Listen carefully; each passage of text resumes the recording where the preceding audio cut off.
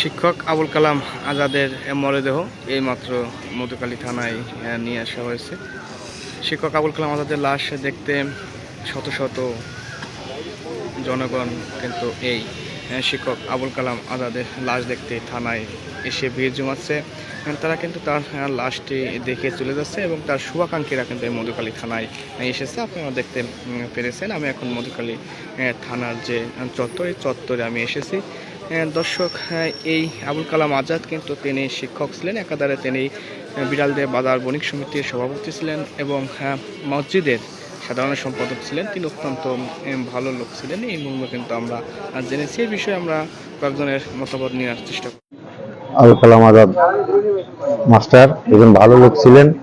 তিনি সর্বদা সবসময় ভালো কাজের সাথে নিয়োজিত ছিলেন এবং ইয়াসিনারি দাখিল মাদ্রাসা মাস্টারি করতেন, সুনামের সাথে সে মাস্টারি করতেন। তার এই অকাল মৃত্যুতে যারা একে মারছে তাদের দৃষ্টান্তমূলক শাস্তি চাই। সবাইকে দ্রুত আইনের আওতায় এনে ফাঁসির আদেশ কার্যক্রমের জোর দাবি জানাচ্ছি। মধুখালী থানা চত্বর থেকে মানিক শিকদার, চন্দনা।